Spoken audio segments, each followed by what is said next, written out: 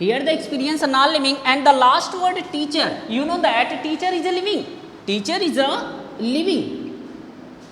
यहाँ पर बेटा अगर एग्जाम्पल उदाहरण की बात करते हैं, experience is the best teacher. Experience जो है ये नॉन लिविंग है, निर्जीव है, और यहाँ पर लास्ट में आप देखेंगे टीचर, जो कि टीचर जो है एक लिविंग शब्द है। ठीक है, तो यहाँ पर आप देखेंगे तो यहाँ पर experience is the best teacher, अर्थात personification is that figure of speech in which lifeless object and dead ideas as a living beings, अर्थात निर्जीव चीज़ों को, निर्जीव वस्तुओं को एक सजीव के रूप में जब चित्रण किया जाता है तो वही कहलाता है पर्सनिफिकेशन।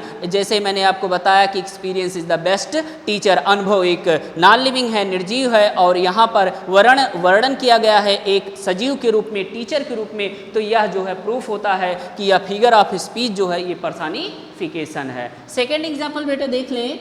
Next example, anxiety.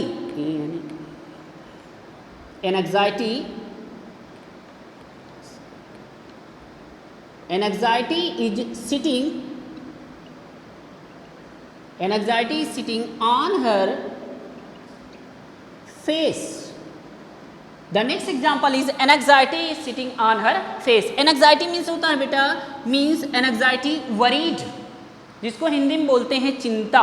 ठीक है, तो यहाँ पर एंग्जाइटी चिंता, इज सिटिंग बैठी हुई है, कहाँ पर बैठी हुई है, इन हर फेस। यहाँ पर देखेंगे बेटा सी का होता है, सी सब्जेक्टिव केस होता है, और उसका जो पॉजेसिव होता है वो हर होता है। तो यहाँ पर आप देखेंगे कि anxiety is sitting on her face, जो चिंता है वो बैठी हुई है कहाँ पर, उसके चेहरे पर। तो एंग्जाइटी क्या है, नॉन लिविंग है, और फेस क्या है, ये लिविंग है। इसका मतलब होता है कि चिंता उसके चेहरे पर बैठी हुई है। क्या चिंता कोई नाम है? नहीं, यहाँ पर नॉन लिविंग और लिविंग के बीच में जो है तुलना की गई है। इसका मतलब होता है it can prove it that example is based on the personification, जो कि ये बेटा जो है निष्कर्ष निकलता है, सिद्ध होता है कि यह जो फिगर ऑफ स्पीच है ये पर्सनिफिकेशन है, मानवीकरण अलंकार है।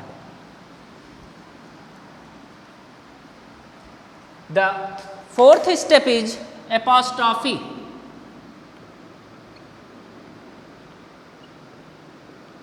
एपॉस्ट्रॉफी, जिसको हिंदी में बोलते हैं संबोधन। ठीक है, तो एपॉस्ट्रॉफी को हिंदी में बोलते हैं संबोधन। तो apostrophe is that figure of speech in which lifeless object and dead ideas only describe. Lifeless object and dead ideas only describe. But on the other hand, I can say that personification is that figure of speech in which lifeless object and dead ideas as a living beings। अर्थात उसमें क्या था, personification में क्या था कि मृत व्यक्तियों और विचारों को सजीव के रूप में मान लिया जाता था, लेकिन उसका ठीक उल्टा जो होता है वो एपॉस्ट्रॉफी होता है। एपॉस्ट्रॉफी में होता क्या है कि इसमें मृत व्यक्तियों और विचारों को केवल वर्णन किया जाता है, ना कि सजीव के रूप में माना जाता है। And the most important thing that apostrophe, okay, apostrophe mark is also used. Okay, apostrophe mark is also used, means you can recognize that all the example, all the sentences, if apostrophe is used then that figure of speech is apostrophe। so इसलिए मैं ये कहना चाहता हूँ बेटा कि for example o word, o life, o time, okay, O word, O life, O time, apostrophe here is apostrophe used, so you must recognize that symbol is a very easy symbol, because here apostrophe is used in 3 sentences, so that sentence is a apostrophe। so once again I have repeated, apostrophe is that figure of speech in which lifeless object and dead ideas as only describe। अर्थात इसमें होता है कि संबोधन अलंकार वह अलंकार होता है जिसमें मृत व्यक्तियों और विचारों को केवल वर्णन किया जाता है और साथ में एपॉस्ट्रॉफी का मार्क होता है। जैसे next example, O captain,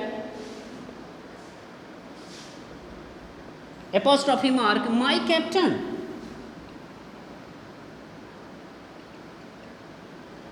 O captain, my captain.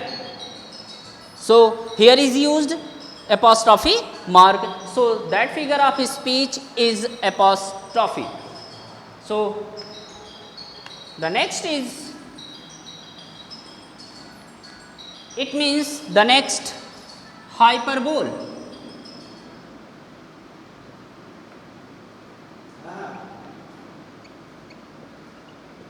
Hyperbole जिसको हिंदी में बोलते हैं अतिशयोक्ति अलंकार। बेटा समझें, listen carefully, this figure of speech is very important and always ask the question in your examination, hyperbole. तो what is hyperbole? Define the hyperbole with example. Okay, तो hyperbole is